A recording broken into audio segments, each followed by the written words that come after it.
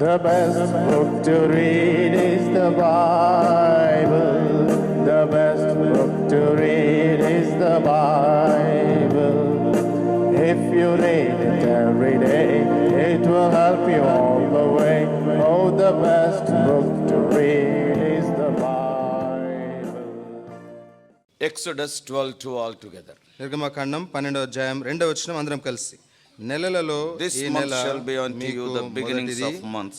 ఇది మీ And it shall be సంవత్సరమునకు the first మొదటి month నెల. of the year to you. Shall we pray? ప్రార్థన చేసుకుందాం. Father, we thank thee for helping us during the time of baptisms, worship and also table time. తండ్రి, బాప్తిస్మముల సమయము, ఆరాధన సమయము, బల్ల సమయము ప్రభా మాకు సాయం చేసినందుకు వందనం చెల్లిస్తున్నాం. O Lord, some of our dear ones have left. O Lord, if they have left with a valid reason, O Lord, help them, if not, speak to them. ప్రభా మాలో కొంతమంది మరి వెళ్ళిపోయినారు, వారు సరైన కారణంతో వెళ్ళి ఉంటే మంచిదే, లేనట్లయితే దయచేసి వారితో మాట్లాడమని ప్రార్థిస్తున్నాం. The remaining time which we spend in thy presence may be eternally profitable unto us. ప్రభా మిగతా సమయం గడుపుతుండగా నిత్యత్వములో అది ప్రయోజనకరంగా చేయమని ప్రార్థిస్తున్నాం. Though these dear ones are also having so many responsibilities like other people, O Lord, with so much anxiety to learn something of eternal value, to be benefited by the word of God, they are still staying in thy house. Honor their faith.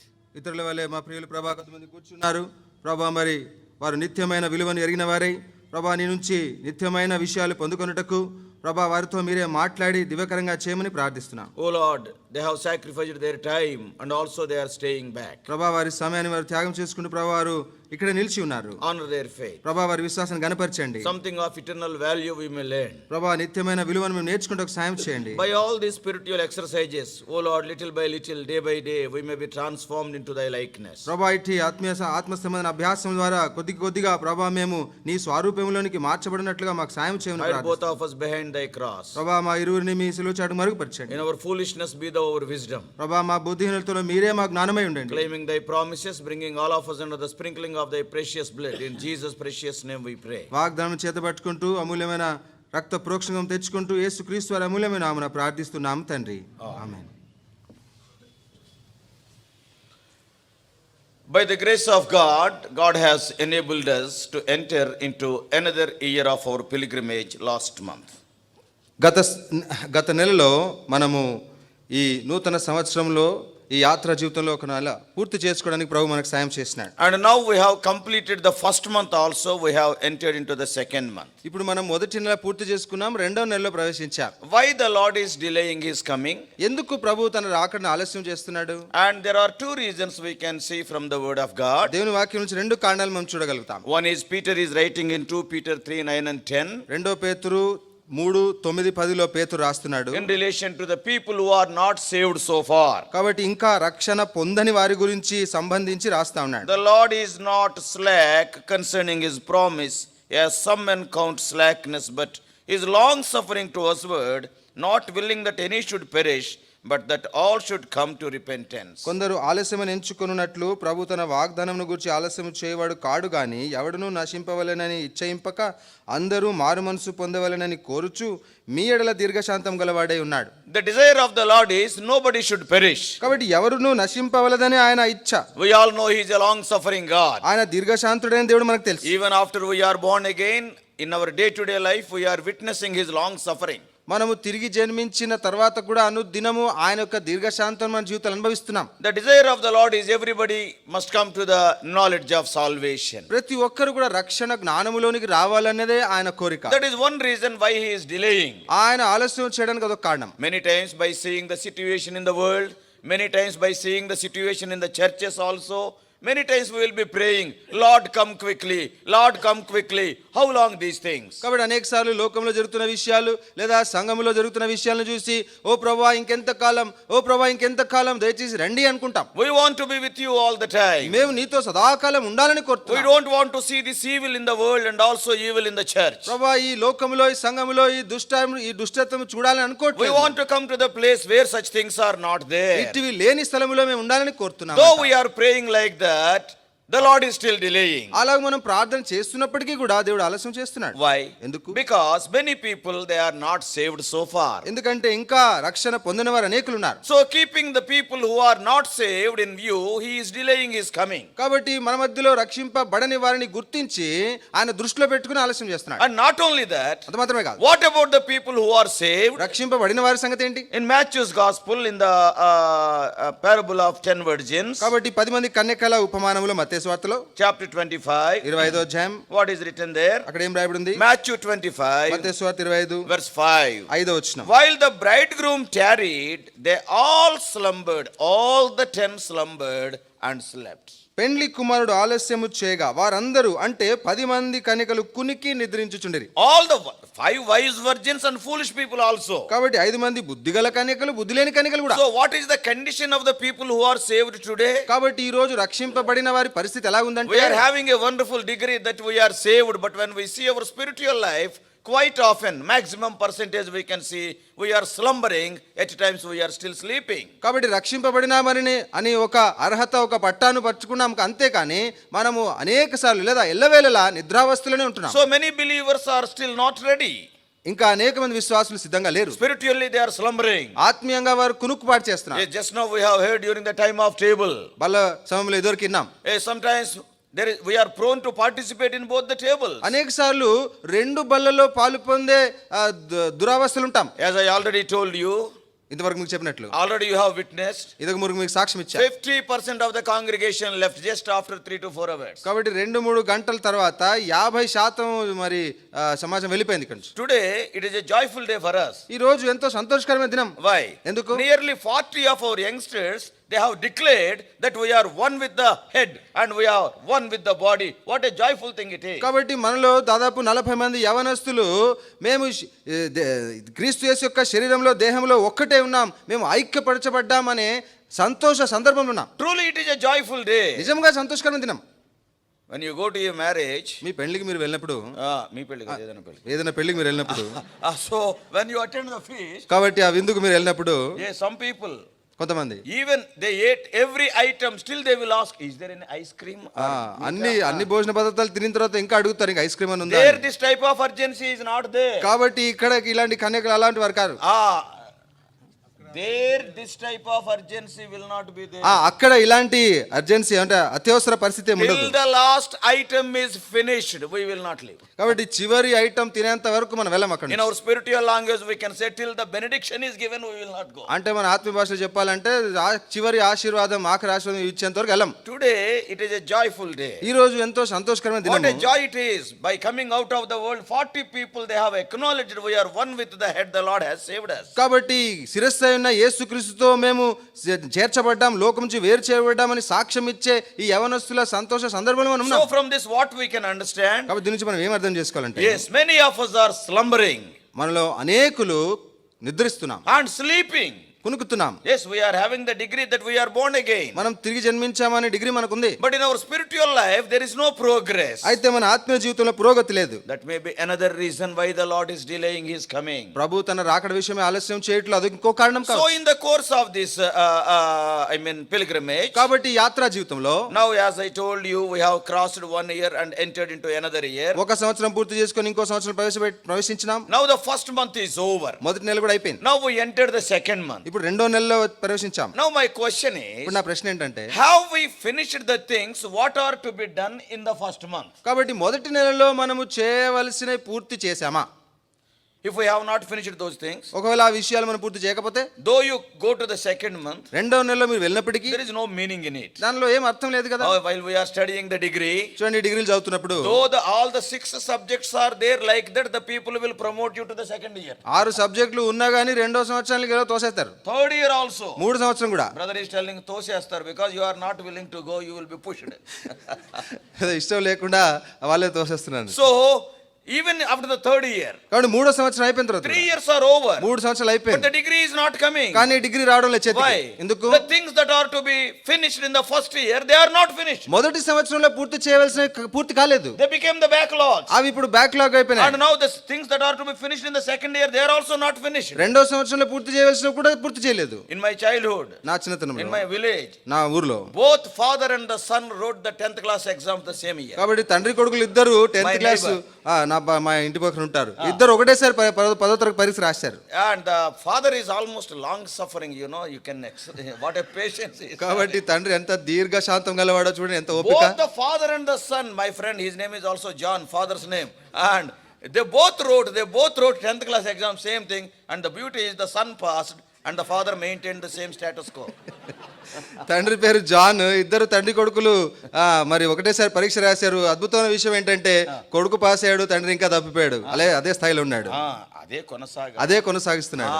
So many of us are like that. మనలో అనేకులు అలాగున్నారు. If you have not finished the things that are to be finished in the first month, మొదటి నెలలో నువ్వు పూర్తి చేయవలసినవి పూర్తి చేయకపోతే there is no meaning in entering into the second month. రెండవ నెలలో ప్రవేశించుట్లో ఏమాత్రం అర్థం లేదు. Now the question comes, ఇప్పుడు ప్రశ్న వస్తుంది, what are the things that I have to finish in the first month? మొదటి సమయంలో పూర్తి చేయవలసిన విషయాలు ఏంటి? So the Bible speaks about few things that are to be finished, that have taken place in the first month. మొదటి నెలలో జరిగిన కొన్ని విషయాలు పరిశుద్ధ గ్రంథం మనకు తేటపరుస్తుంది. Many things are there. అనేక విషయాలు ఉన్నాయి. Keeping the time also in view, we are going to see 2 or 3 things only, సమయాన్ని దృష్టిలో పెట్టుకొని 2-3 విషయాలు మాత్రం చూస్తాం, because that is an encouraging news. కాబట్టి అది ఎంతో ప్రోత్సాహకరమైన వార్త. So maybe 2 or 3 things we are going to see. కాబట్టి 2-3 విషయాలు చూస్తాం. What are the things that are done in the first month in the Bible? కాబట్టి పరిశుద్ధ గ్రంథంలో మొదటి నెలలో జరిగిన విషయాలు ఏమిటి? 12:2 of Exodus. నిర్గమకాండం 12:2, నెలలలో ఈ నెల మీకు మొదటిది, ఇది మీ సంవత్సరమునకు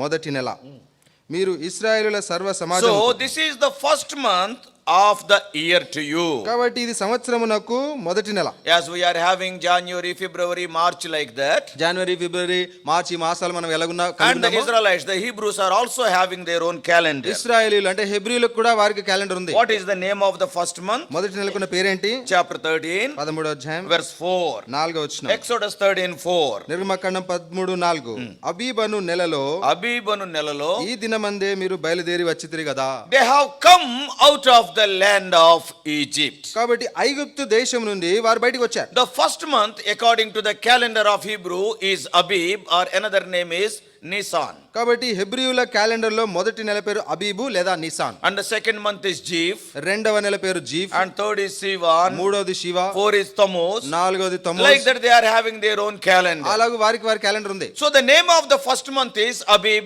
or Nisan. కాబట్టి మొదటి నెలకున్న పేరు అబీబు లేదా Nissan. So what has happened in the first month? కాబట్టి మొదటి నెల ఏం జరిగింది ఇప్పుడు? Yes, this is a question to you and question to me who are sitting here. కాబట్టి ఇక్కడ కూర్చున్న నీకు నాకు ఇది ఒక ప్రశ్న. Not only that, some of the people are seeing over YouTube also. కొంతమంది యూట్యూబ్ లో కూడా చూస్తా ఉన్నారు. This is the question to every one of us. మనలో ప్రతి ఒక్కరికి ఇది ఒక ప్రశ్న. What is the question? ఏంటా ప్రశ్న? In the first month they have come out of the land of Egypt.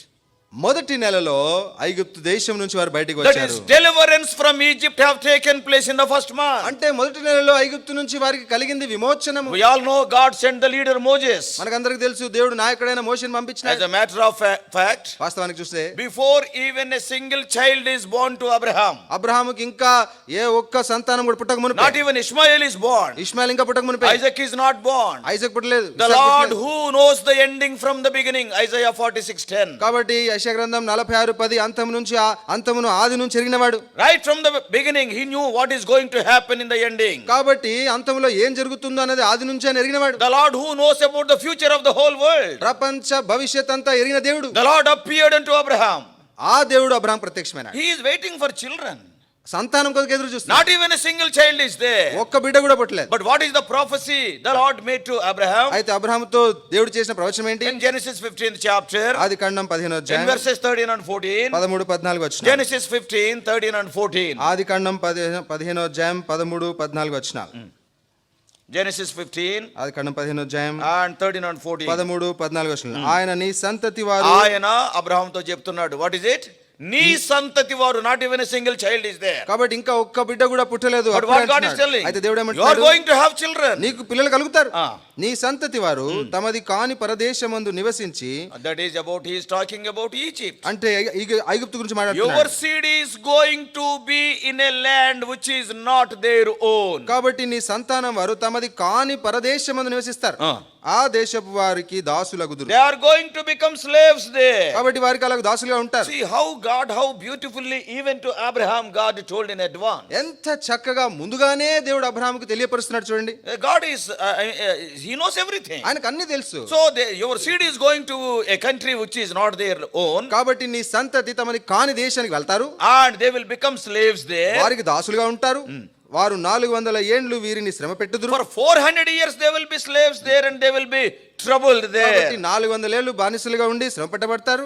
వీరు ఎవరికి దాసులవుదురో ఆ జనమునకు నేనే తీర్పు తీర్చుదును. What about the judgment? మరి తీర్పు సంగతి The Lord is speaking to Abraham about the 10 miracles he is going to perform in the land of Egypt. ఐగుప్తు దేశంలో ఆ 10 అద్భుతములు చేయబోతున్న ఆ కార్యముల గురించి దేవుడు అబ్రహాం ముందుగా I am చెప్తున్నాడు. going to judge them. నేనే వారికి తీర్పు తీర్చుదును. Now what will be the result? తర్వాత ఏమవుద్ది?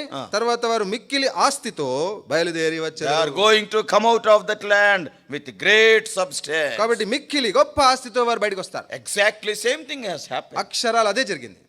According to the prophecy made to Abraham. అబ్రహాముతో చేయబడిన ప్రవచనాన్ని బట్టి Yes, the Israelites went into the land of Egypt. ఇశ్రాయేలీయులు ఐగుప్తు దేశంలో We all ప్రవేశించారు. know Joseph is the first person that has entered into the land of Egypt. మనకందరికి తెలుసు యోసేపు ఐగుప్తు దేశంలో ప్రవేశించడానికి మొదటివాడు. And after that nearly 70 people or in some of the place 74 people, in some place it is 66 people, all are right only, but they have entered the Jacob and the family. కాబట్టి కొన్ని చోట్ల 74 లేదా 60 లేదా 70 అని చూస్తాం. ఏదేమైనా ఈ యోసేపుతో పాటు they are all వారందరూ అవన్నీ కూడా సరిగానే ఉన్నాయి. So the family of Jacob entered into the land of Egypt. కాబట్టి యాకోబు కుటుంబం సమేతంగా ఐగుప్తుకి వెళ్ళినాడు. And there they were there for 430 years. అక్కడ 430 సంవత్సరాల వారు ఉన్నారు. Some people will question. కొంతమంది ప్రశ్నిస్తారు. Here it is written 400 years. ఇక్కడ 400 ఏండ్లే ఉంది కదా. And in 1240 Exodus. నిర్గమకాండం 12:40లో What is written there? అక్కడ ఏం రాయబడింది? Exodus 12:40. నిర్గమకాండం 12:40 ఇశ్రాయేలులు ఐగుప్తులో నివసించిన కాలము 430 సంవత్సరములు. Yeah, it is 430 years it is written there. 430 సంవత్సరాలు రాయబడింది. Brother, what is the difference? మరి ఏంటి వ్యత్యాసం brother? Here to God Abraham said only 400. దేవుడేమో అబ్రహాంతో 400 అన్నాడు. 400 is correct, 430 is correct, but there is no time now because you all know very well. కాబట్టి 400 432 correct. ఇప్పుడు time లేదు చెప్పడానికి. 30. So both are correct. కాబట్టి రెండు కరెక్టే. But now we cannot explain ఇప్పుడు it దాన్ని now. మనం వివరించలేం. Because the word of God is 100% true. ఎందుకంటే దేవుని వాక్యం 100% సత్యం. Heaven and earth may pass away. ఆకాశం భూమి గతించిపోను. Not even a dot in the word of God will pass away. కానీ దేవుని వాక్యంలో ఒక పొల్లు కూడా పోదు. Brothers and sisters. సోదర సోదరి. So for 430 years they were slaves in the land of Egypt. ఐగుప్తు దేశములో వారు 430 సంవత్సరాలు దాసులుగా ఉన్నారు. And now the Lord has performed 9 miracles there. We all know 10 miracles. కాబట్టి మనకందరికీ తెలుసు దేవుడు 10 తెగులు 10 అద్భుతాలు ఐగుప్తు దేశం చేసినాడు. Yes, the first 9 miracles. మొదటి 9 అద్భుతాలు. Though the Lord has performed those miracles. దేవుడు వాటిని చేసినప్పటికీ Through Moses and Aaron. మోషే అహరోనుల ద్వారా. But అయినప్పటికీ what is the result? దాని They ఫలితం are still in the land of Egypt as slaves only. వాళ్ళు ఇంకా అదే ఐగుప్తు దేశంలో బానిసలుగా ఉన్నారు. Wonderful miracles. అద్భుతమైన అద్భుతాలు. Earlier nobody heard about such miracles. అంతకుముందు అలాంటి ఆశ్చర్యకార్యాల గురించి ఎవరు వినలేదు. Even then, అయినప్పటికీ even though God performed those 9 miracles, ఆ 9 అద్భుత కార్యాలను చేసినప్పటికీ maybe water turning to blood, నీరుని రక్తంగా maybe the మార్చడం, frogs coming, కప్పలు రావడం, maybe flies or lice, కాబట్టి ఆ పేర్లు రావడం, any miracle. ఏదైనా అద్భుతం తీసుకో. Though God performed 9 miracles, ఆ 9 అద్భుతాలు దేవుడు చేసినప్పటికీ still those people are still they are in the land of Egypt as slaves. ఆ ప్రజలు ఐగుప్తులోనే ఇంకా బానిసలుగానే ఉన్నారు. What does it mean? దాని అర్థం ఏంటి? What the spiritual lesson we will learn from దాని it? వలన ఆత్మీయ పాఠం ఏం నేర్చుకోవాలి? Miracles cannot save a person. అద్భుతాలు ఒక వ్యక్తిని రక్షింపలేవు. God may heal your cancer. దేవుడు నీ cancer Or స్వస్థపరచగలుగుతాడు. God by performing a miracle may give you a job. ఒక అద్భుతం ద్వారా నీకు ఉద్యోగం ఇవ్వగలడు. or God may raise you from your deathbed. లేదా నీ మరణ పడక నుంచి ఆయన లేపగలడు. It is a miracle. అది అద్భుతమే. Miracle cannot save a person from hellfire. చూడండి, నరకాగ్ని నుంచి ఒక వ్యక్తిని అద్భుతం రక్షింపలేదు. A miracle cannot save a person from the bondage of Egypt, from the hands of Pharaoh. అంటే ఫరో యొక్క హస్తం నుంచి, ఐగుప్తు యొక్క దాసత్వం నుంచి ఈ అద్భుతాలు రక్షింపలేవు. Today many meetings are going on. ఈ రోజు చాలా మీటింగ్లు జరుగుతాయి. Oh, healing meetings, స్వస్థత that కూడికలు, meeting and this meeting. ఆ కూడిక ఈ All కూడిక, these things are very good. ఇవన్నీ మంచివే. But remember one thing. అయితే ఒకటి If you are healed from cancer, that is a very good thing. Cancer బాగా అయితే మంచిదే. If you get a job, that is a very good నీకు thing. ఉద్యోగం వస్తే మంచిదే. If you get married, that is a very good నీకు thing. పెళ్ళైతే మంచిదే. But remember one thing. ఒకటి జ్ఞాపకం పెట్టు, These things cannot save you. ఈ విషయాలు నేను రక్షించలేవు. These things cannot bring you out of the bondage of ఈ Egypt. విషయాలు ఆ ఐగుప్తు యొక్క బానిసత్వం నుంచి Today బయటికి people తీసుకురాలి. are running madly after this miracle. ఈ రోజు వెర్రి వారి వలె ప్రజలు ఆ అద్భుతాల కొరకు If you ఎదురు preach the చూస్తారు. pure gospel, nobody will be there. If you put a swastata meeting, many people will come. సువార్త కూడికలంటే అందరూ వస్తారు, కానీ నిజమైన సువార్త చెప్తే ఎవరు రారు. సువార్త కూడికలకు ఎవడు రాడు. స్వస్థత కూడికలు చెప్తే అందరూ వస్తారు, కానీ సువార్త సువార్త కూడికి చెప్తారు. వచ్చినోడు కూడా మధ్యలో లేచి వెళ్ళిపోతాడు. సువార్త కూడికి వచ్చినప్పుడు మధ్యలో వెళ్ళిపోతారు. But what about this healing meeting? కాబట్టి స్వస్థత కూడికల సంగతి ఏంటి? Miracles, అద్భుతాలు, driving out demons, దయ్యాలు వెలగొట్టడం, thousands of people. వేల కొలది ప్రజలు. But remember one thing. అయితే ఒకటి జ్ఞాపకం పెట్టు, Though they are good things, అవి but మంచి they అయినప్పటికీ, cannot give you salvation. అవి మంచిగా అయినప్పటికీ అవి మీకు రక్షణ ఇవ్వలేవు. After 9 miracles, where is 9 the people of Israel? They are still in Egypt. 9 అద్భుతాలు జరిగినప్పటికీ కూడా ఇశ్రాయేలీయులు ఇంకా ఐగుప్తులోనే ఉన్నారు. That's why in Exodus 11 when the Lord says, అందుకే నిర్గమాకాండం 11:1 అంటాడు, I will do one more thing. నేను మరి ఒకటి చేతును. That one more is very ఆ important. ఒక్కటి ప్రాముఖ్యమైనది. And we all know what has happened. ఏం జరిగిందో మనకు అందరికి తెలుసు. Not only that, అంతేకాదు, one more thing about the miracles is, అద్భుతాల గురించి ఇంకో విషయం ఏంటంటే, not only Moses and Aaron, మోషే అహరోనులు మాత్రమే కాదు, even the Egyptian magicians also could do those miracles. కాబట్టి ఐగుప్తు మంత్రగాండ్లు కూడా అద్భుతాలు చేయగలిగినారు. Remember that. అది జ్ఞాపకం పెట్టుకోండి. Because the Egyptian, a miracle worker is doing that miracle, can we say that the Egyptian God is the true God? కాబట్టి ఐగుప్తు మంత్రగాళ్ళు కూడా అద్భుతాలు చేసినందుకు ఐగుప్తుల దేవుళ్ళే నిజమైన దేవుళ్ళని చెప్పగలమా? No, not at all. అలా So ఎన్నో that's చెప్పలేం. why let us not run after the miracle. అందుకే అద్భుతాలు వెనక పరిగెత్తకూడదు. If God does something good in our life, or heals us, gives us something, it is good, but our mind should not be, our priority is not for that. కాబట్టి దేవుడు ఏదైనా మేలు చేసి అద్భుత కార్యం చేసి గొప్ప కార్యం మన జీవితం చేస్తే మంచిదే, కానీ మన గమనం వాటి మీద పెట్టకూడదు. Seek the kingdom of God and his righteousness first. ఆయన రాజ్యమును ఆయన నీతిని మొదట వెతుకుడి. All these things, after all, these are all temporal things. They will be added unto you. అప్పుడు ఇవన్నీ తాత్కాలిక విషయాలన్నీ కూడా మీకు జత చేయబడతాయి. But now when we come to the 10th miracle, అయితే ఇప్పుడు 10వ తెగులు గురించి అద్భుతం గురించి వస్తే, and the Lord performed a wonderful miracle. అద్భుతమైన కార్యం ప్రభు చేసినాడు. What is that? ఏంటది? He brought all the Israelites under the blood. ఇశ్రాయేలీయులందరినీ ఒక రక్తం కిందకి తెచ్చాడు. Under the blood of the Lamb. ఆ గొర్రెపిల్ల రక్త What a క్రిందకి deliverance. తెచ్చాడు. ఎంత గొప్ప విమోచన. Israelites are telling, get out of this place. ఇశ్రాయేలీయులు అంటున్నారు, ఇక ఈ స్థలం నుంచి విడిచి వెళ్దాం. The angel of death could not touch them. కాబట్టి సంహారపు దూత ఇంకా వారిని Even తాకలేకపోయింది. God also so happy by seeing the blood. దేవుడు కూడా రక్తం చూసి సంతోషించినాడు. This is the wonderful thing that has taken place in the first month. కాబట్టి మొదటి నెలలో జరిగిన అద్భుతమైన విషయం ఇది. They have come under the blood of the Lamb. ఆ వారు గొర్రెపిల్ల రక్తం కిందకి వచ్చినారు. Why? ఎందుకు? Till that day, ఆ దినం వరకు they were not seeking for the lamb. వారు గొర్రెపిల్ల కొరకు ఎదురు చూడలేదు. They are having some flocks. కాబట్టి వారికి మందలు ఉన్నాయి. See what God said. దేవుడు ఏమన్నాడు? Moses in 12th chapter, 12వ అధ్యాయం verse 5. 5వ వచనం. Exodus 12:5. నిర్గమాకాండం 12:5. ఆ గొర్రెపిల్లను భుజించుటకు ప్రతివాని భోజనము పరిమితిని బట్టి వారిని లెక్కింపవలెను. In English, your lamb shall be without blemish, a male of the first year. 6వ వచనం ఉంది, నిర్దోషమైన ఏడాది మగపిల్లను తీసుకొనేవలెను. Without blemish. నిర్దోషమైనది. See, the lamb that is to be offered for every family, కాబట్టి ప్రతి కుటుంబానికి అర్పించవలసిన గొర్రెపిల్ల, because it is to be killed and that blood is to be applied to the door post and the side post. కాబట్టి ఆ గొర్రెపిల్లను చంపి దాని రక్తమును నిలువుకమ్ము అడ్డుకమ్ములకు పూయాలి. కాబట్టి There is a special qualification for that. దానికి ఒక విశేషమైన అర్హత ఉంది. What is that? ఏంటది? There should not be any blemish. ఎలా మాత్రం దోషం ఉండకూడదు. No spot, no fault in it. ఎలాంటి పొరపాటు మచ్చ ఉండకూడదు. Very difficult to get. చాలా కష్టం అలాంటి But గొర్రెపిల్ల on దొరకడం. that day, కానీ ఆ దినము, on that night, ఆ రాత్రి what a wonderful thing it is. ఎంత అద్భుతం చూడండి. Every family head of the Israelites went to their flock. ప్రతి కుటుంబము యజమాని ఆ మందకు వెళ్ళాడు. And in every flock, one lamb is there without ప్రతి blemish. మందలో కూడా నిర్దోషమైన ఒక ఏడాది మగపిల్ల దొరికింది. Is it not a wonder? ఇది అద్భుతం కదా? All the time everything is having some spot, some fold or some wrinkle. మందలో ప్రతి గొర్రెకి ఏదో ఒక మడత మచ్చ ఏదో దోషం ఉంటది. Recently, ఈ మధ్యన last year.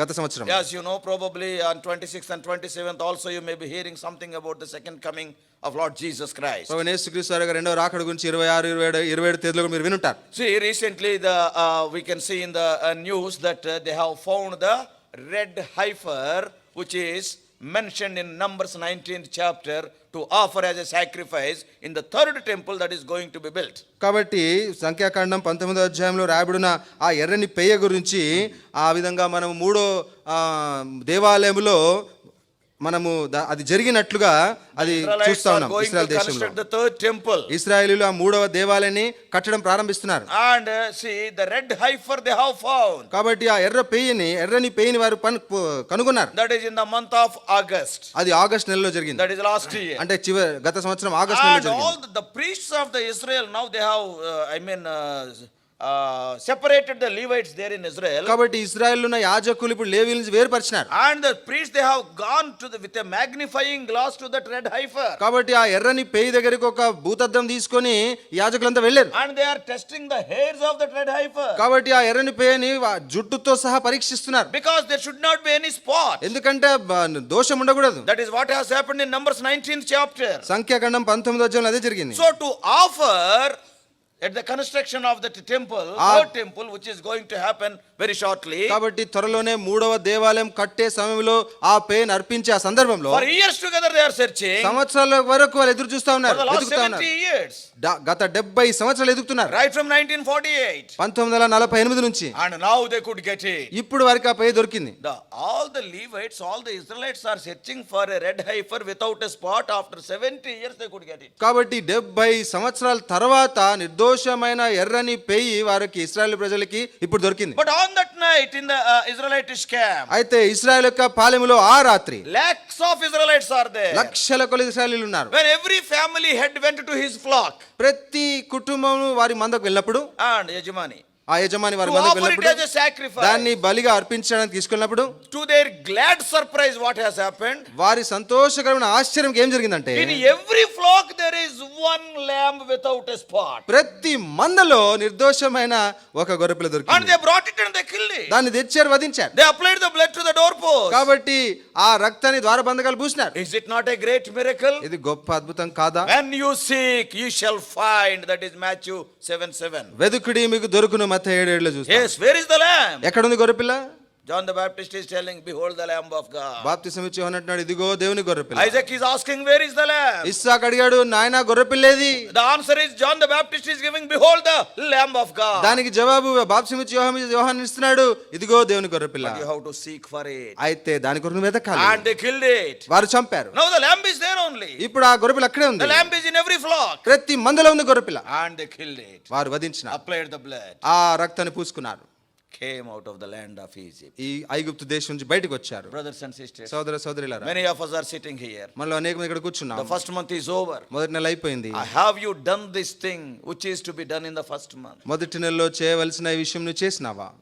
Have you come under the blood? రక్తం క్రిందికి నువ్వు వచ్చినావా? Have you come out of Egypt? ఐగుప్తులోంచి బయటికి వచ్చినావా? Or January is over, February has come, are you still in the clutches of Pharaoh? జనవరి అయిపోయింది, ఫిబ్రవరిలోకి వచ్చావు, ఇంకా ఫరో యొక్క హస్తాల కిందనే ఉన్నావా? If you are still in the hands of Pharaoh and in the land of Egypt, ఇంకా నువ్వు ఐగుప్తు దేశంలో ఫరో యొక్క కబంధ హస్తాలు ఉన్నట్లయితే what is the use telling I have come to the second month? నేను రెండో నెలకు వచ్చానని చెప్పడంలో All ఉపయోగం the ఏముంది? subjects of the first month or first year are like that only. మొదటి నెల లేదా మొదటి సంవత్సరాల సబ్జెక్టులను అలాగే ఉండిపోయినాయి. If anybody asks you what are you, I am studying second year, what about the first year? Nothing is past. ఏం చదువుతున్నావు అంటే రెండో సంవత్సరం చదువుతున్నాను గొప్పగా చెప్తావు, కానీ మొదటి సంవత్సరం సబ్జెక్టులు అలాగే This is ఉన్నాయి. a question you and I have to ask ourselves. కాబట్టి నీవు నేను మనకు మనం వేసుకోవాల్సిన ప్రశ్న ఇది. Have I come under the blood of the unblemished Lamb of God, Lord Jesus? కాబట్టి ప్రభువైన యేసుక్రీస్తు అనే నిర్దోషమైన గొర్రెపిల్ల రక్తము ప్రోక్షణ కింద నేను వచ్చానా? If not, లేకపోతే at least take a decision today. ఈ రోజు ఒక తీర్మానం We చేసుకో. have entered the second month, this is the first Sunday. రెండవ నెలలో మొదటి ప్రభుదినంకి వచ్చేసాం. I have finished the work that is to be done in the first month. మొదటి నెలలో చేయవలసిన పని నేను పూర్తి చేశాను. Brothers and sisters, సోదర సోదరులారా, the first thing is మొదటి విషయం ఏంటంటే deliverance from Egypt. ఐగుప్తు నుంచి విమోచనము. Now, ఇప్పుడు the second thing. రెండవది, I told you I will share with you only three things. మూడు విషయాలు పంచుకుంటాను చెప్పాను. So, the second thing. రెండవ విషయం, Let us go to the last chapter of Exodus. నిర్గమకాండం చివరి అధ్యాయంకి వద్దాం. Yes, chapter 40. 40వ అధ్యాయం. Chapter 40. 40వ అధ్యాయం and verse 2. 2వ వచనం. Exodus 40 verse 2. నిర్గమాకాండం 40వ అధ్యాయం 2వ వచనం.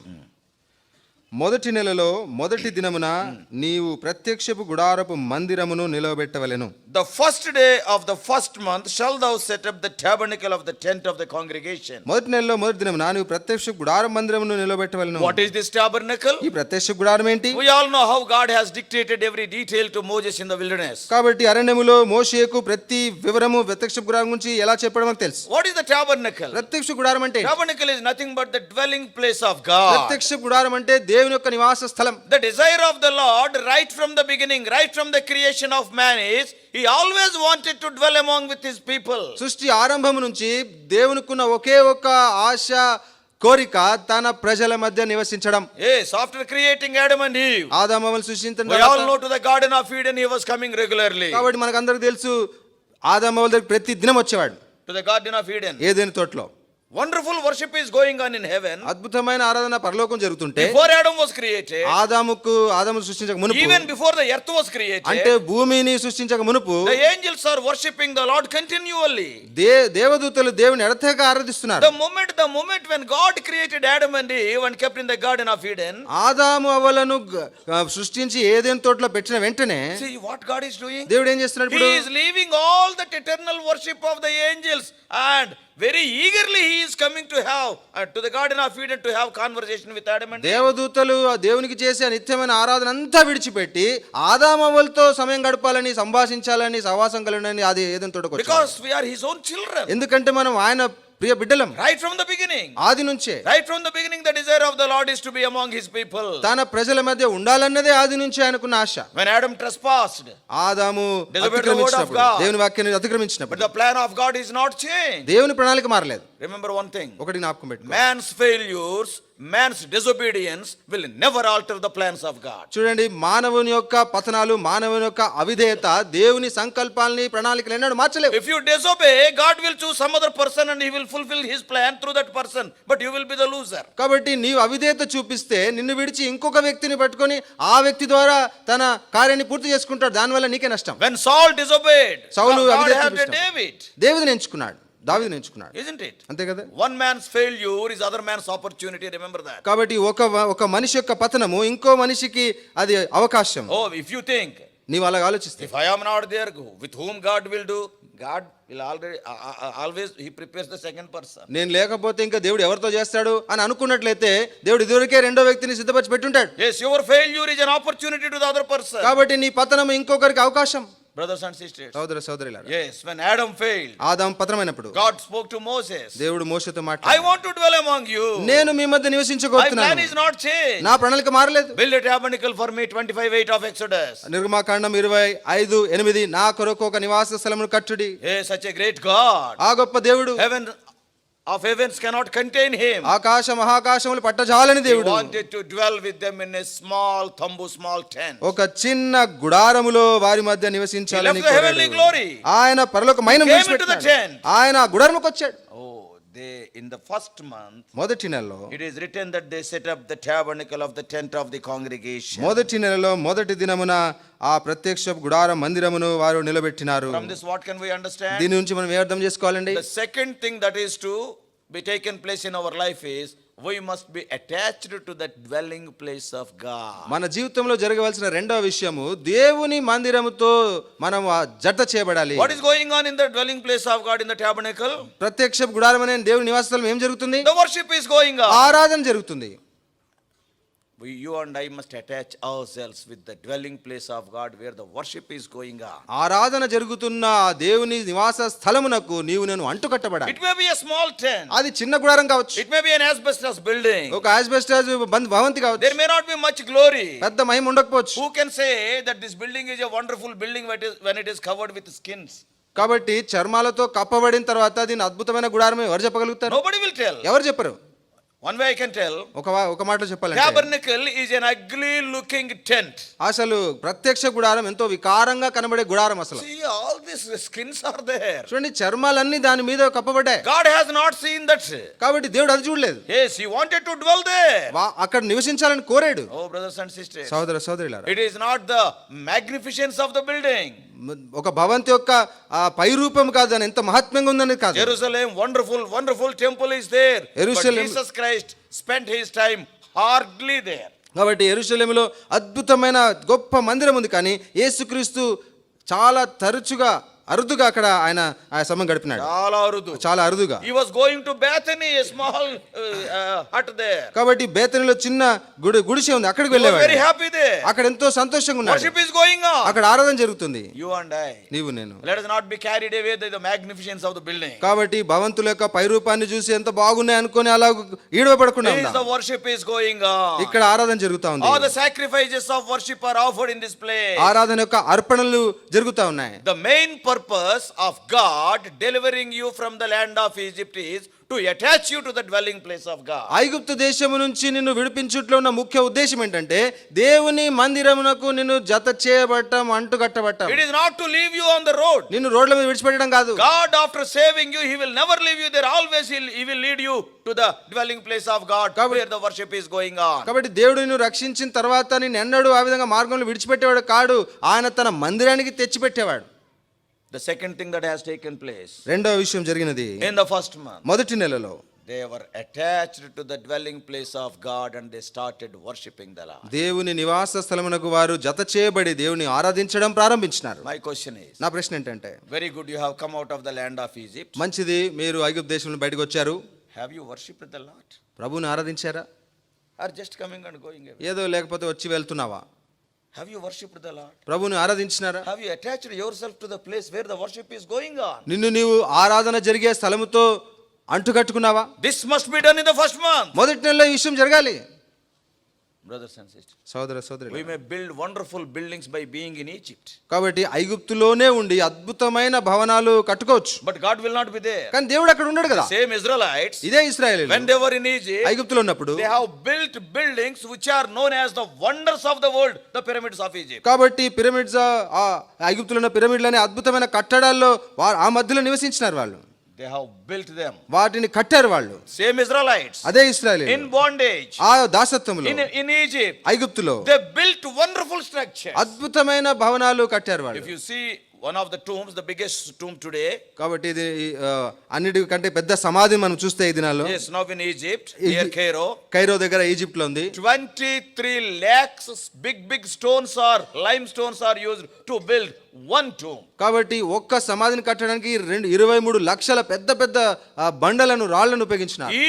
Each stone is of 2.5 to 3 tons weight. కాబట్టి ఒక్కొక్క రాయి 2.5 టన్నుల బరువు ఉంటుంది. And there were no cranes in those days. ఆ దినాల్లో క్రేన్ల సౌకర్యం లేదు. There are no helicopters to take the stones to the top. ఆ రాళ్లను పైకి తీసుకెళ్ళడానికి హెలికాప్టర్ లేదు. If you calculate carefully, జాగ్రత్తగా మనము దాన్ని లెక్కలేస్తుంటే, because the people carried those stones and they arranged like the tomb there. ప్రజలు ఆ రాళ్లను మోసుకొని ఆ సమాధిని కట్టారు ఆ Yes, దినాల్లో. the Giza of Khufu that is there in Cairo now. కాబట్టి కైరోలో ఉన్న గీజా ఆఫ్ కుఫ్ అంటారు. You can calculate. మీరు లెక్క చేస్తే It is very difficult to keep one stone in 5 minutes కాబట్టి 5 నిమిషాల్లో ఒక్క రాయి పెట్టడం చాలా కష్టం. by carrying దాన్ని in a మోసుకుంటూ systematic way. క్రమబద్ధంగా మోసుకుంటూ వెళ్తే, If you put one stone in 5 minutes and if you work for 24 hours a day, ఒక్క రాయిని 5 నిమిషాల పాటు పెట్టి అలా 24 గంటలు ప్రతిదినం పనిచేస్తే, to put the 23 lakh stones it will take 22 to 23 years. 23 లక్షల రాళ్లు పెట్టాలంటే 22 నుంచి 23 సంవత్సరాలు పడుతుంది. If you get doubt after going, you can calculate after love feast because you will get strength. ప్రేమ విందు అయిన తర్వాత లెక్కలు చేయండి, అప్పుడు బలం వస్తుంది. So I know you are weak, your faces are telling. మీరు బలహీనంగా ఉన్నారు, మీ So ముఖాలు చెప్తున్నాయి. now almost 20 to 23 years. కాబట్టి 23 సంవత్సరాలు పడుతుంది. Same Israelites, ఇదే ఇశ్రాయేలు they built such magnificent structures అంత అద్భుతమైన భవంతులు and కట్టినారు. the whole world is telling, ప్రపంచం అంతా చెప్తా ఉంది, this is the wonder of the world. ఇదే ప్రపంచంలో ఉన్న వండర్స్, అద్భుతాలు, అద్భుతాల్లో ఒకటి. అద్భుతాల్లో ఒకటి. You and I know the Egyptian pyramids are one of the wonders of the 7 wonders of the world. కాబట్టి ప్రపంచంలో 7 అద్భుతాల్లో ఐగుప్తులో ఉన్న పిరమిడ్లు కూడా ఒక అద్భుతం. The whole world may say it is a wonder. కాబట్టి ప్రపంచం అంతా చెప్తుంది ఇదేనాము అది ఒక అద్భుతం అని. People may be looking it with awe and splendor. కాబట్టి ప్రజలు ఎంతో ఆశ్చర్యచకితులై అబ్బురపై చూస్తున్నారు. But what is there? అక్కడ ఏముంది? What is there in that structure? అసలు ఆ కట్టడంలో ఏముంది? A dead body. ఒక మృతదేహం ఉంది. If you are in Egypt, you may build a wonderful structure. A dead body will be there. It will give a foul smell. కాబట్టి ఐగుప్తులో ఉండి నువ్వు ఎంత గొప్ప భవన కట్టడం కట్టినా అది కేవలం ఒక మృతదేహం ఉంటుంది, అది కుళ్ళు కంపు కొడుతుంది. Nobody can enjoy that smell. ఎవరు కూడా ఆ వాసనని అనుభవించలేరు. But అయితే if you come out of Egypt, నీవు ఐగుప్తుని బయటికి వస్తే put a small tent, the glory of God will be there. చిన్న గుడారం పెట్టు, దేవుని మహిమ అక్కడ వస్తుంది. Today many people, by being in Egypt also, they are building wonderful structures, putting house of God. But when we go there, only foul smell. కాబట్టి ఈ దినాల్లో ఎంతో మంది ఐగుప్తులో ఉంటూ దేవుని ఇల్లు అని దేవుని మందిరం అని పేరు పెట్టుకుంటారు, కానీ లోపలికి వెళ్తే దుర్వాసన. Come out of Egypt. ఆ ఐగుప్తు నుంచి బయటికి రండి, Put a small tent. ఒక చిన్న గుడారం What వేసుకోండి. is the size of that tabernacle? చూడండి ప్రత్యక్ష గుడారం యొక్క కొలతలు ఎంత ఉన్నాయి. Where is, see, 100 cubits by 50 cubits, I think. కాబట్టి 100 మూరల నుంచి 50 మూరలు That's all. అంతే. But in that, అందులో the God of God is there. దేవాది దేవుడు అక్కడ The నివసిస్తున్నాడు, glory of God is there. దేవుని మహిమ అక్కడ ఉంది. So the second thing what is to be done in the first month is we must attach ourselves to the dwelling place of God where worship is going on, and you must be a part of that worship. కాబట్టి మొదటి నెలలో మనం చేయవలసిన రెండవ విషయం ఏంటంటే దేవుని మందిరంతో మనల్ని మనం అంటుకట్టుకోవాలి, అంటే ఆరాధించే స్థలంలో మనల్ని మనం జతపరచుకోవాలి. If you have not worshipped the Lord so far, నీవు ఇంకా లేదా ఇంతవరకు నువ్వు ప్రభువుని ఆరాధించకపోతే, you came out of Egypt, ఐగుప్తు నుంచి బయటకు వచ్చావు but you have not worshipped the Lord. కానీ నువ్వు ఇంకా ప్రభువుని ఆరాధించలేదు, Hey, just coming and going. ఏదో వస్తున్నావు పోతున్నావు. Why can't you take an opportunity? ఒక అవకాశం ఎందుకు తీసుకో? This is the purpose for which God has brought you out of Egypt. ఐగుప్తు నుంచి నేను బయటకు తెచ్చుట్లో ఉన్న ఉద్దేశమే ఇది. Yes, this is the main purpose. ఇదే ముఖ్యమైన To ఉద్దేశం, make you and me the worshippers. నిన్ను నన్ను ఆరాధికులుగా చేయాలనేది. The Father is not seeking for preachers, not singers, not great people. God is seeking, the Father is seeking worshippers. John 4:23 and 24. కాబట్టి యోహాను సువార్త 4:23-24 మనం చూసినట్లయితే తండ్రి ఆరాధికుల కొరకు ఎదురు చూస్తున్నాడు, వెతుకుతున్నాడు. గొప్ప బోధకుల కొరకు కాదు, గొప్ప గాయకుల కొరకు కాదు, లేదా తలాంతుల ప్రవక్తల కొరకు కాదు. The moment when you start worshiping, నీవు ఆరాధించడం ప్రారంభం చేయగానే eyes of the Lord will say, this is my child. దేవుని కళ్ళు నీ మీదకి వచ్చి ఈ దేవుని బిడ్డ, For him I am searching. ఇతని కొరకు ఈమె కొరకు నేను వెతుకుతున్నాను అంటాడు. What a joy it will be. ఎంత సంతోషం What a చూడండి. joy it will ఎంత be. గొప్ప సంతోషం. First thing that has taken place మొదటి విషయం జరిగినది in the first month, మొదటి నెలలో deliverance from Egypt. ఐగుప్తు నుంచి విమోచనం. If you are not saved so far, నీవు ఇంకా you have రక్షింపబడకపోతే, not come under the blood of the Christ, నీవు ఇంకా క్రీస్తు రక్తము కిందకి come రాకపోతే today. ఈ రోజు రండి, Come today. ఈ రోజు రండి. The second thing, రెండో విషయం, becoming the dwelling place of God. దేవుని నివాస స్థలముగా తీర్చబడ్డ, To be worshippers of the Lord. దేవుని ఆరాధికులుగా ఉండడం. Thirdly and finally, మూడవది చివరిగా and 40th chapter of Exodus, నిర్గమకాండం 40 అధ్యాయం verse 17. 17వ వచనం. రెండవ సంవత్సరమున మొదటి నెలలో మొదటి నెలలో మొదటి దినమున మందిరము నిలవబెట్టబడెను. Okay, then the tabernacle is reared up, అంటే ప్రత్యక్ష కూడా నిలబడింది. ఇప్పుడు and something amazing has taken place on that day. ఆ దినమున అద్భుతమైన ఒక విషయం జరిగింది. What is that? ఏంటది? Verse 34. 34 వచనం. అప్పుడు మేఘము ప్రత్యక్షపు గుడారమును కమ్మగా యెహోవా తేజస్సు మందిరమును నింపెను. A cloud covered the tent. ఒక మేఘము గుడారమును కమ్మింది. The tent is there. గుడారం ఉంది, Above the tent, the cloud is there. ఆ గుడారం మీద And all మేఘం the ఉంది. people are there at the tent. ప్రజలందరూ గుడారంలో ఉన్నారు. In other words, ఇంకో మాటలో the people are under the cloud. ప్రజలు ఆ మేఘము కింద ఉన్నారు. Truly amazing. నిజంగా ఎంత అద్భుతమైన విషయం చూడండి. What is the meaning of this cloud? కాబట్టి ఈ మేఘానికి అర్థం ఏంటి? What is the purpose of the cloud? ఆ మేఘంకు ఉద్దేశం If ఏంటి? you read from verse 36 onwards, 36 నుంచి చదువుతూ వెళ్తే, మేఘం మందిరం మీద నుండి పైకి వెళ్ళినప్పుడెల్లను ఇశ్రాయేలు ప్రయాణమైపోయి, when the cloud started moving, Israelites started packing and moving. కాబట్టి మేఘం ముందుకు పోతా ఉంటే ఇశ్రాయేలు కూడా ప్రయాణమైపోతా ఉన్నారు. ఇదే వారి ప్రయాణ పద్ధతి. ఆ మేఘం పైకి వెళ్ళని ఎడల అది వెళ్ళు దినం వరకు ప్రయాణము If the చేయకూడదు. cloud stopped in one place, they were stopping కాబట్టి there. ఏదైనా స్థలంలో మేఘం ఆగిపోతే వాళ్ళు ఆగిపోయేవారు. What does it mean? దాని అర్థం ఏంటి? In which direction they have to proceed, the cloud is teaching them. ఏ దిశ గుండా, ఏ దిశ వైపు వారు వెళ్ళాలో ఆ మేఘము నిర్ణయిస్తుంది. Yes, what the cloud is teaching? కాబట్టి మేఘం ఏం If బోధిస్తుంది? the cloud starts moving, they started moving. మేఘం ముందుకు సాగుతూ పోతే వీళ్ళు కూడా ముందుకు వెళ్తున్నారు. And if the cloud stopped there, ఒకవేళ మేఘం ఆగిపోతే in a particular place, ఒక పలానా స్థలంలో, maybe night time, రాత్రి కావచ్చు, maybe daytime, లేదా దినం they కావచ్చు, have not gone even 1 inch further. ఒక్క అంగుళం కూడా ముందుకు కదలలేదు. What does it mean? దాని అర్థం ఏంటండి?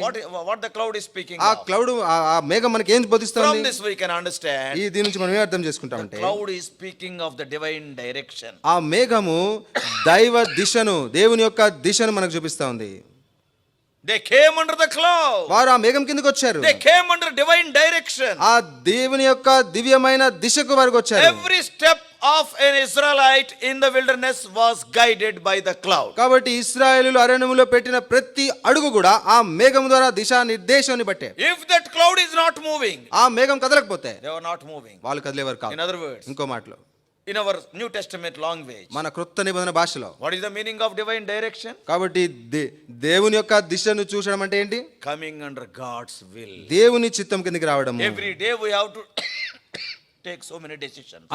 ప్రతి దినము మనం అనేకమైన నిర్ణయాలు తీసుకోవాలి. So many choices will be there. అనేక ఎంపికలు మనకుంటాయి in our day to day life. మన అనుదిన జీవితంలో What college to join? కాబట్టి Which college to join? College. ఏ కాలేజ్లో జాయిన్ అవ్వాలి, Which course to take? A course తీసుకోవాలి, Which job to join? ఏ ఉద్యోగంలో భర్తీ కావాలి, Or where to settle? లేదా ఎక్కడ స్థిరపడాలి. And so many decisions. కాబట్టి ఇలాగ అనేక నిర్ణయాలు తీసుకుంటాం. When you came out of Egypt, నీవు ఐగుప్తు నుంచి బయటికి వచ్చినప్పుడు, when you are attached to the dwelling place, నివాస స్థలముకు నిన్ను నువ్వు అంటుకట్టుకున్నప్పుడు who will lead you? ఎవరు నడిపిస్తారు నిన్ను? Cloud will lead you. మేఘం నడిపిస్తుంది. Look unto the cloud. ఆ మేఘం వైపు చూడండి. Oh Lord, what is your will for my future? ఓ ప్రభువా, నా భవిష్యత్తు పట్ల నీ చిత్తం ఏంటి?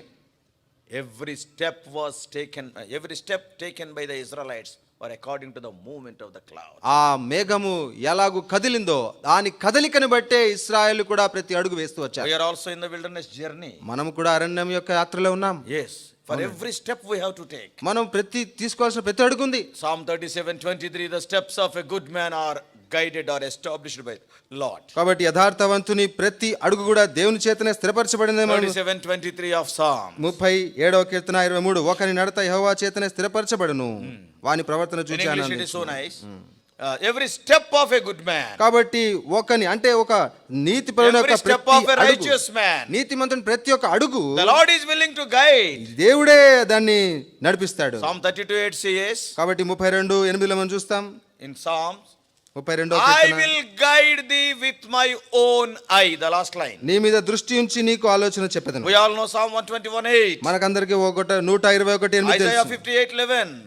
యెషయా గ్రంథం 58:11 తెలుసు. I will guide thee continually. మిమ్మల్ని ఎడతెగక నేనే నడిపించును. The Lord is willing. కాబట్టి ప్రభు The ఇష్టపూర్వకంగా Lord is willing to guide us. మనల్ని నడిపించాలని కోరుతున్నాడు. But your duty and my duty, అయితే నీ కర్తవ్యం నా కర్తవ్యం. we have to look unto the cloud in which direction it is moving. ఆ మేఘము ఎటువైపు కదులుతుందో దాని వైపే చూడాలి. What a wonderful thing that has taken place in the life of Israelites in the first month. మొదటి నెలలో ఇశ్రాయేలు యొక్క జీవితంలో జరిగిన అద్భుతమైన విషయం చూడండి. They came under the cloud, they came under the divine direction. వారు మేఘము క్రిందికి వచ్చారు అంటే దేవుని యొక్క దిశా నిర్దేశం కిందికి వచ్చారు. Can you tell today the decisions what I am taking are according to the divine leading? కాబట్టి దేవుని యొక్క నడిపింపు వల్లనే నేను ఈ నిర్ణయాలు తీసుకుంటున్నాను అని ఈ దినం నువ్వు చెప్పగలవా? Oh, then what a courage you will have. అయితే ఎంత గొప్ప ధైర్యం మీకుంది. If you are in the center of the will of God. దేవుని చిత్తం యొక్క కేంద్రంలో మీరు What ఉన్నట్లయితే a courage. ఎంత సాహసం. You plus God are more stronger than the whole world. కాబట్టి నీవు దేవుడు జత చేస్తే ప్రపంచం అంతటికన్నా మీరే శక్తివంతుడు. Let the whole world be against you. లోకమంతా నీకు వ్యతిరేకంగా ఉన్నా You plus God is more powerful. నీవు నీ దేవుడు శక్తివంతంగా What ఉంటాడు. a strength you will get. ఎంత గొప్ప బలము నీకు దక్కుతుంది. Three things, brothers and sisters. మూడు విషయాలు సోదర If you సోదరులారా, are not born again so far, నీవు ఇంకా తిరిగి జన్మించకుండా ఉన్నట్లయితే the first month is speaking to you. మొదటి నెలతో మాట్లాడుతుంది. Are you delivered from Egypt? ఐగుప్తు నుంచి నీవు Have విమోచించబడ్డావా? you come into the blood? రక్తం కింద నువ్వు వచ్చావా? If not, today you do take that decision. లేకపోతే ఈ రోజు నీవు ఒక తీర్మానం చేసుకో. If you have come under the blood, నీవు రక్తం కిందకి వచ్చినట్లయితే, if you are saved నీవు రక్షింపబడినట్లయితే in the first month, మొదటి నెలలో have you worshipped the Lord? ప్రభుని ఆరాధించావా? Have you become the dwelling place of the Lord? నీవు దేవుని నివాస స్థలముగా ఉన్నావా? If not, next week take an opportunity. లేకపోతే వచ్చే వారం అవకాశం తీసుకో. That is in public worship. అది Under అందరి మధ్యలో చేసే ఆరాధన. But అయితే in our personal life, మన వ్యక్తిగత every జీవితంలో day, ప్రతిదినం we can worship the Lord. మనం ప్రభుని ఆరాధించవచ్చు. Be a worshipper. ఆరాధికుడిగా ఉండండి. Thirdly, మూడవది, if you are a worshipper, నీవు ఆరాధికుడిగా ఉండి make sure every decision, every step you are taking is according to the cloud, the will, the divine direction of God. నీవు వేసే ప్రతి అడుగు లేదా నీవు తీసుకునే ప్రతి నిర్ణయము దేవుని యొక్క మేఘం అనే దేవుని యొక్క దిశా నిర్దేశం అనే దాని కిందకి తీసుకునిరా. Then what a blessed people we will be. అప్పుడు ఎంత ధన్యకరమైన ప్రజలుగా మనం ఉంటాం. We do not know when we are going to be called. కాబట్టి మనం ఎప్పుడు పిలువబడతాం మనకు తెలియదండి. Yes, our life is so short. మన జీవితం కొద్దిపాటిది. Tomorrow is not guaranteed. కాబట్టి రేపటి గురించి ఖచ్చితం లేదు.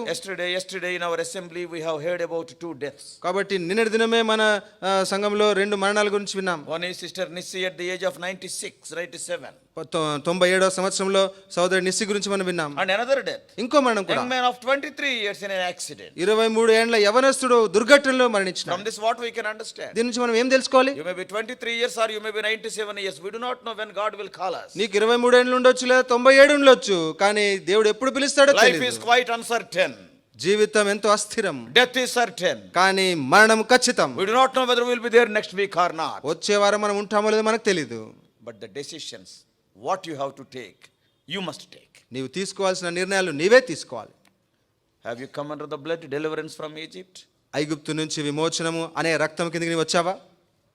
Are you a worshipper? Have you attached yourself to the dwelling place of God? నీవు ఆరాధికునిగా ఉంటున్నావా? దేవుని యొక్క నివాస స్థలముకు నిన్ను నీవు అంటుకట్టుకున్నావా? Can you tell boldly, every step I am taking is according to divine direction, the movement of the cloud, that is under God's will. నేనేసే ప్రతి అడుగు కూడా దేవుని యొక్క మేఘము లేదా దేవుని యొక్క దిశా నిర్దేశం అనే దాని కింద నేను ఉన్నాను అని ధైర్యంగా నువ్వు చెప్పగలవా? Then we will be blessed people. అట్లయితే మనం ధన్యులం. The whole year will be a joyful year. ఈ సంవత్సరం అంతా ఎంతో సంతోషకరంగా ఉంటుంది. May God help us to take these decisions in our personal lives and for our benefit and for God's glory. కాబట్టి దేవుని మహిమ కొరకు, మన వ్యక్తిగత జీవితం యొక్క ప్రయోజనం కొరకు ఇటు నిర్ణయాలు తీసుకుంటూ ప్రభు మనకు సాయం చేయను గాక. రండి ప్రార్థన చేసుకుంటాం. ఒక్క నిమిషం అందరూ కళ్ళు మూసుకోవాలి, మౌన స్థితిలో ఉండాలి. ప్రభుతో స్పష్టంగా మాట్లాడుతూ వచ్చాడు.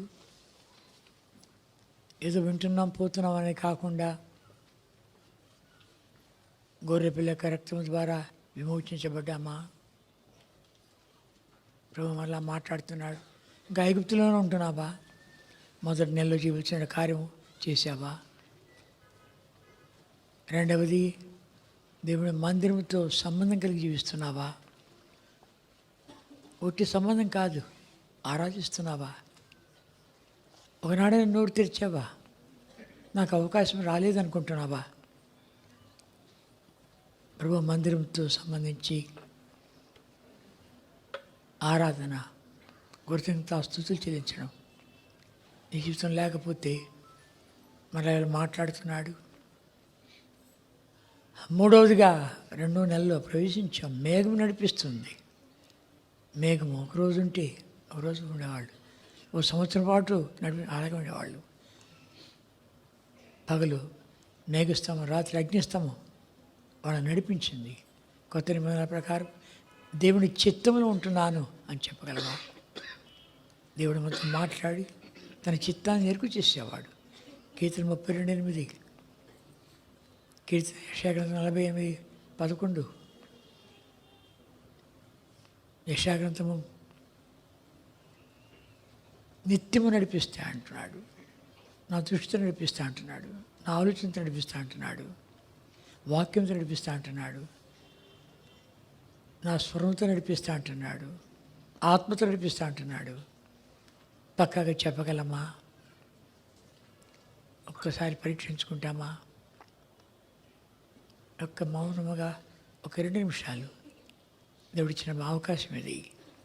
ప్రభా నిజమే, మొదటి నెలలో చేయలేదు, 2వ నెలది కూడా అసలే లేదు, 3వ నెలలో దాని సంగతి అసలే తెలియదు. ఏదో యాంత్రికంగా వెళ్ళిపోతున్నాను. దినాలు, నెలలు, సంవత్సరాలు గడిచిపోతున్నాయి. ఎప్పుడు కనుమొస్తామో తెలీదు. ప్రభా నాతోనే మాట్లాడుతున్నావు. చక్కని తీర్మానం చేసుకో. ఒక్క నిమిషం మౌన స్థితిలో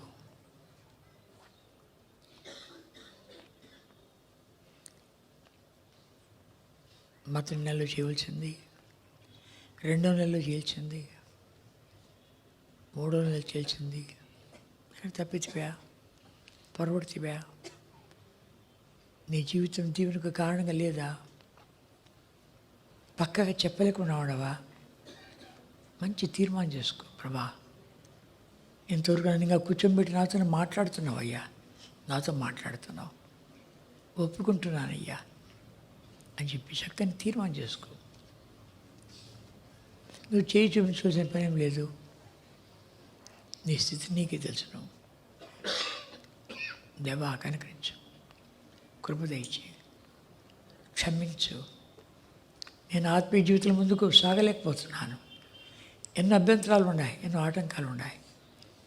మొదటి నెలలోనే ఇంకా నాకు బ్యాక్లాగ్స్ చాలా ఉన్నాయి.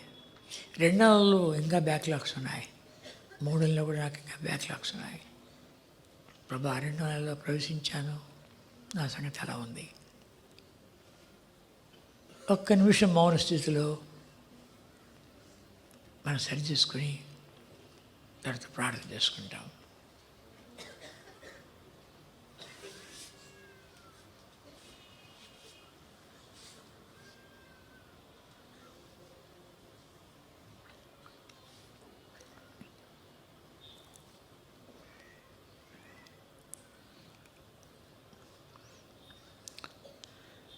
ప్రేమల తండ్రి, పరిశుద్ధదేవ, నమ్మకమైన ఆయన, తిరిగి మీ ప్రియ పాదం చెంత ప్రభు రక్షణ యేసుక్రీస్తు వారి ఘనమైన మహిమగల ఔన్నత్యమైన నామపేట నీ దివ్య గ్రంథంలో సంగతులు ఆయా వేళలో ఆయా రీతులుగా ఆయా తండ్రి దాసుల ద్వారా తీసుకొస్తూ మమ్మల్ని ప్రేరేపిస్తూ ప్రోత్సాహపరుస్తూ తండ్రి బలమివ్వాలని, ఆశీర్వదించాలని, ఆరోగ్యక్షేమాలు దయచేయాలని, అనేకులకు ఆశీర్వాద కారణంగా ఉండాలని మా ఒకరికి ఏర్పాటు చేసి నీ దాసులను అభిషేకించి తీసుకొస్తున్న ప్రతి లేఖనముకే స్తోత్రాలు తండ్రి, ప్రతి ప్రేమ హెచ్చరిక స్తోత్రాలు తండ్రి. అది మా క్షేమం కొరకై, అనేకులకు ఆశ కాణగొండ నిమిత్తమాయి ప్రభా వెళ్ళలేని అమూల్యమైన రక్తం ఇచ్చి కొని మమ్మల్ని అలా బజారు వదిలిపెట్టి దేవుడు కావు. కానీ ప్రభా ఈ రీతిగా తండ్రి అది ఇంకా జరగకపోతే చక్కని తీర్మానం చేసుకుని సహాయపడు. అంతేకాదు దేవుని మందిరంతో సంబంధించి జీవించుడికాయ, అక్కడ ఆరాధన, అక్కడ దేవుని బిడ్డలతో సహవాసము, నువ్వు వారి మధ్య సంచరించుట, ఇవన్నీ ప్రభా తండ్రి అవి కొరతగా ఉంటే క్షమించయ్యా, కనికరించు తండ్రి. నీ చిత్తాన్ని మేము చేస్తున్నామా, అది ఊతపదం అయిపోయింది మాకు, ఇది నీ చిత్తమని తండ్రి. ఎన్నో వివాహ కార్డులు కూడా దేవుని చిత్తానుసారంగా రాసేస్తాం. భూతపదంగా అయిపోయింది, అలవాటైపోయింది, యాంత్రికంగా అయిపోయింది. కానీ ప్రభా మేఘం నడిపిస్తుందా, నీ వాక్యంతో మాట్లాడుతున్నావా, నీ దృష్టితో మాట్లాడుతున్నావా, నీ ఆలోచనతో మాట్లాడుతున్నావా ప్రభా, నీ సన్నిధితో నడిపిస్తున్నావా, నీ స్వరంతో నడిపిస్తున్నావా? అంతవరకు మరణ పర్యంతము నడిపించేదని సెలవిచ్చావు, తర్వాత మహిమలో చేర్చుకుందని సెలవిస్తున్నావు ప్రభా. ఇవన్నీ ఉట్టడి మాటలు కాదు, జీవంలో దేవుని యొక్క సంగతులు, మాటలు. వాటి కొరకే మేము మామూలు తండ్రి తగ్గించుకొని సరి చేసుకుంటే కృప దయచేసి నడిపించి మహిమ పొందమని. ఎవరైతే సరి చేసుకున్నారో వాళ్ళందరినీ బట్టి స్తోత్రాలు. వాళ్ళ జీవితంలో గొప్పదైనటువంటి కార్యాలు గావించి అనేకులకు ఆశ కారణంగా ఉంచి వారి ఆధ్యాత్మిక జీవితం కూడా ఆశయంగా ఉంచి నడిపించి మహిమ పొందమని, నీ రాకడ కొరకే సంసిద్ధపరచుకోమని, నీ దీవులతో పంపమని యేసుక్రీస్తు వారి అతి పరిశుద్ధమైన నామపేట ప్రార్థించి వేడుకుంటున్నాము తండ్రి. ఆమేన్.